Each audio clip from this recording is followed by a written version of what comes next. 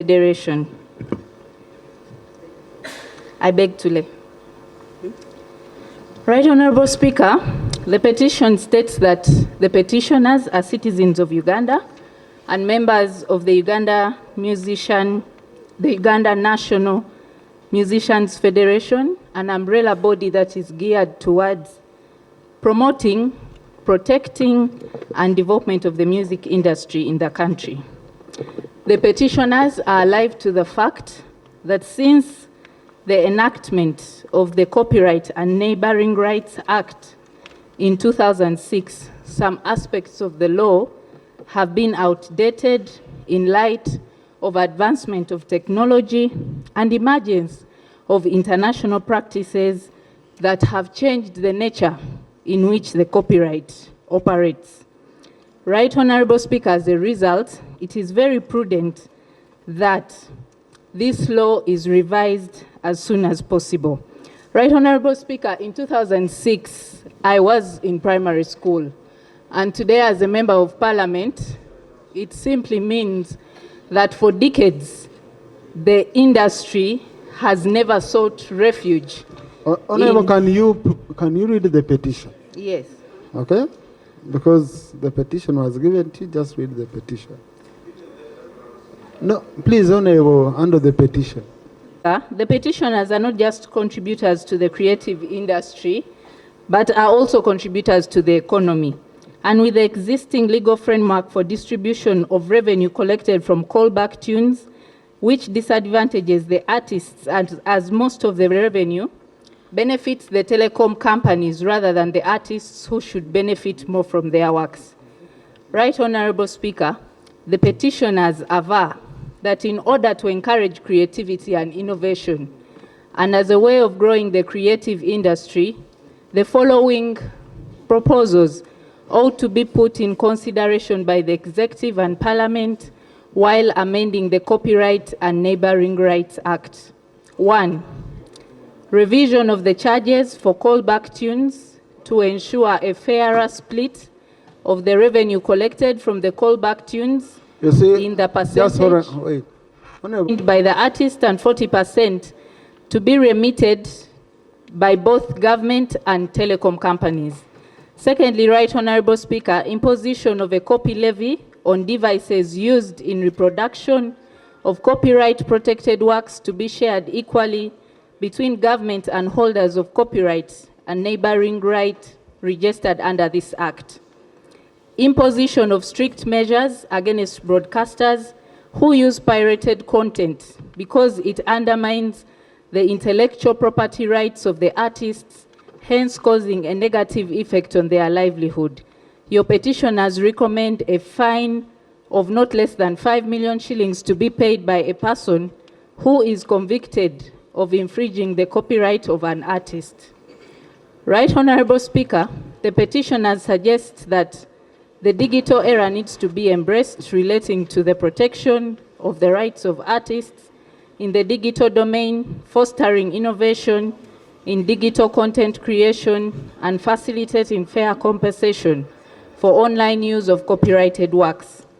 The adequate capitalization of collective management organizations in order to empower CMOs to carry out their duties such as licensing, collecting royalties, and enforcing the legal framework on copyrights. Right Honorable Speaker, the petitioners suggest that there should be an establishment of a clear and transparent structure for the CMOs that incorporate a high level of accountability, including regular audits and reporting mechanisms to ensure that royalties are distributed fairly and promptly to the rightful owners.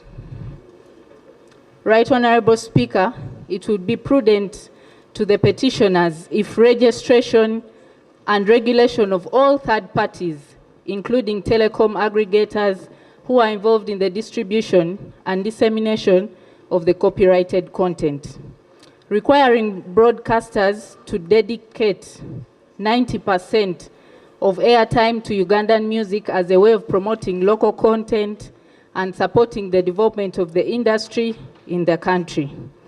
Right Honorable Speaker, the petitioners suggest that we encourage the Ugandan models, actors, actresses, and artists in the advertising, promotion, influencing, and endorsement of products by companies in Uganda and developing Ugandan publishers through the imposition of higher charges of publishing licenses for non-Ugandans as a way of empowering the local creative industry, provide employment opportunities for local content, and help build a distinct national identity in advertising.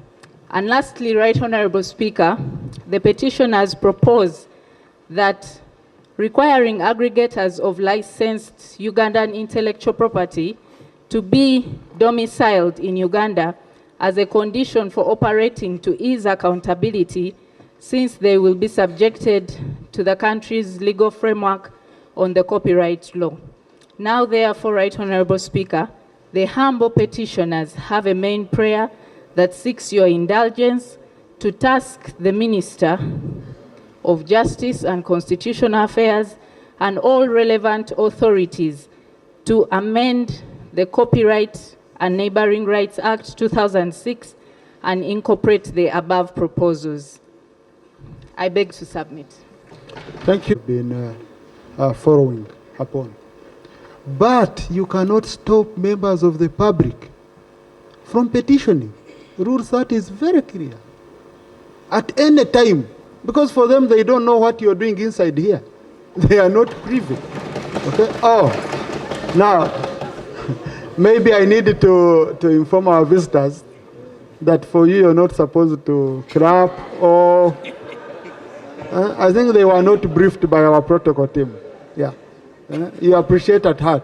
So they have their issues. I know Attorney General has been making strides. Attorney General, you want to make any... Much, Right Honourable Speaker. Indeed, after a given period, the laws require to be sieved and updated. I do understand our musicians' concerns. Our chambers have been working on this law, but we welcome the petition. We shall work with the committee and see how to improve it and accommodate their interests. Thank you very much. Yeah, thank you. Now, I want to handle this petition in two ways. One, there are issues which are low-hanging fruits for our music industry. These people are losing a lot of money, especially to the telecoms. These ringtones you're seeing being used and all that, some people are benefiting and some of these musicians are earning zero. Now, if you have to wait around 6 months, how many months of processing a row, they are losing revenue. It's like you having your own business, just leaking. Someone is taking proceeds out of your business and you're not getting anything. They have aggregators, and I know that industry of aggregators very well. I know it very well. I've ever owned a business in that line, so I know it deeply. So they have aggregators who are, you know, you find a song which you pay 1,200 shillings, an artist gets like 70 shillings. Some of them get zero. Okay? So what I want to do is, on the issue of the law, Attorney General, I'm going to give you the petition. But on the issue of content of musicians, which is being used and they are not paying and yet they are earning, I want the Committee on ICT, to handle and report back to this House within 30 days. Honorable Kayemba, you wanted to say something? 2022, my comrade Honorable Hilary Chiaga was given leave by this Parliament to process the amendment of the 2006 Copyright and Neighboring Rights Bill. Uganda Law Reform Commission took it over. We are now approaching 1.5 years. We haven't got any feedback from them. So my prayer is the Attorney General's office handling this should speed up and expertise, because the thieves are stealing, yet the industry is suffering. Thank you very much, Right Honourable Speaker.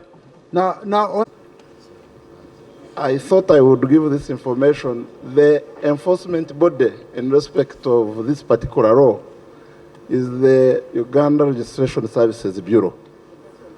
And referring this matter to the ICT committee, in my view, may not get the proper results. But however, there is also a wide literature in respect of case law and in respect of ringtones. As we wait for whichever committee or for the Attorney General to amend the Act, I would invite their fellow artists to consider using the courts of judicature to get remedies. But the enforcement authority is the Uganda Registration Services Bureau. Thank you. You see, Honorable Nwagaba is out of ringtones, but here they are not. Okay? And the committee responsible is the Committee on ICT. When people come here to petition and they need our urgent help. That's why I have said we handle it in a two-way approach, so that the Committee for ICT interacts with these agencies that are utilizing the content but are not paying. Even URSB, I know it's under Committee on Legal, but it can also appear and show the challenges. But in the meantime, the biggest chore, Attorney General, is just having the role. Okay, is just having the role. Honorable Mshemeza. Raised a matter of national importance, and you are in the chair.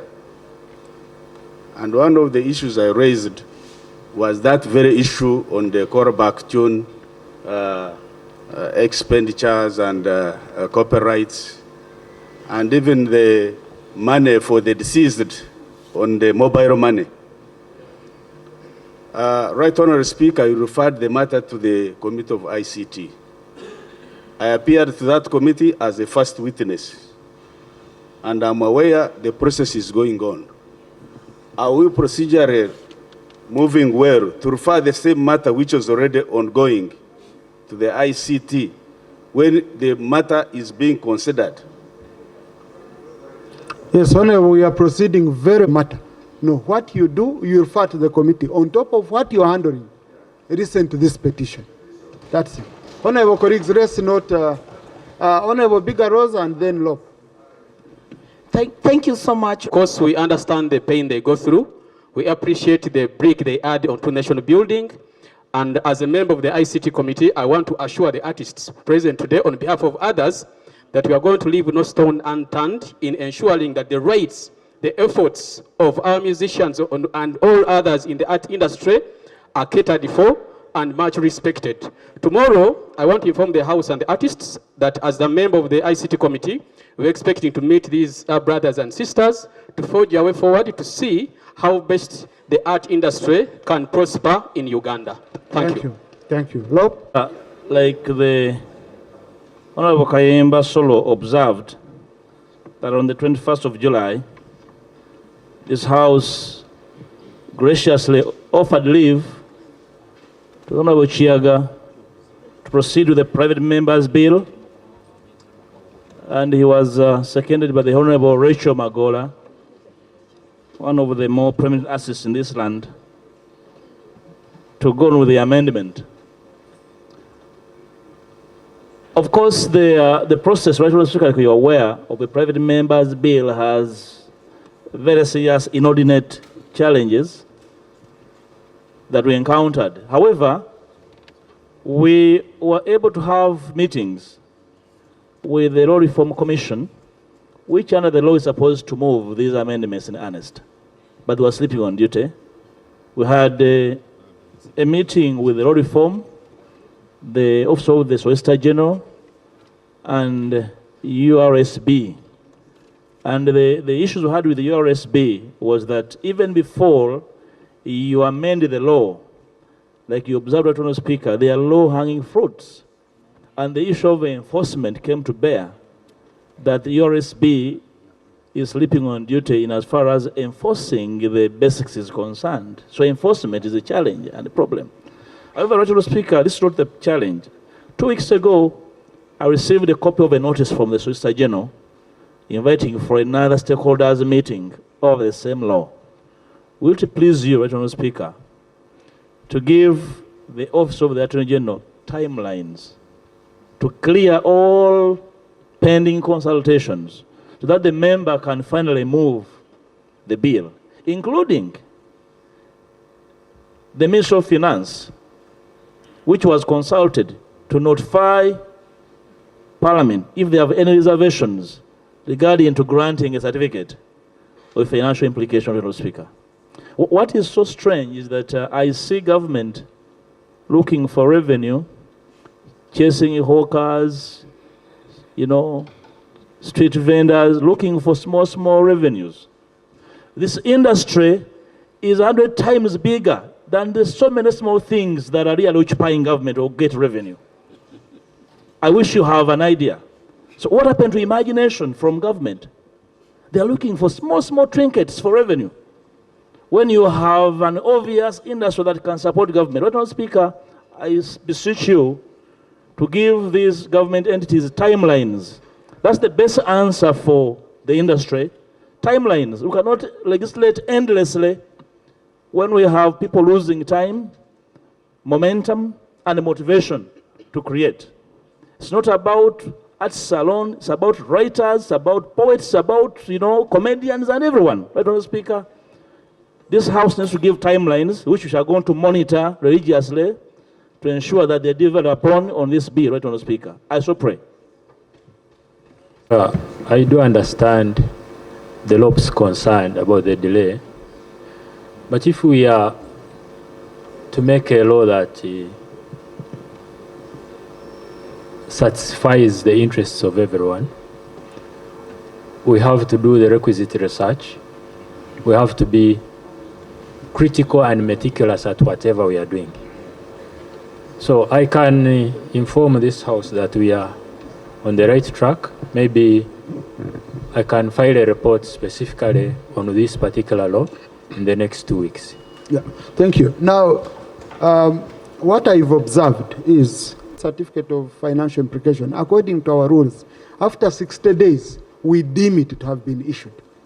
Otherwise, government should come out and say, we are giving you the law you're bringing is in contravention of Article 93 of the Constitution. It has a charge on the consolidated fund or not. If you don't, once you've gotten leave of Parliament, then you come here for first reading. And then sometimes they wake up. We've used it, but I'm appreciating the fact that the Attorney General's office and the Move and LOP are coordinating, and I hope in 30 days we should get a very clear update. Yeah, I can see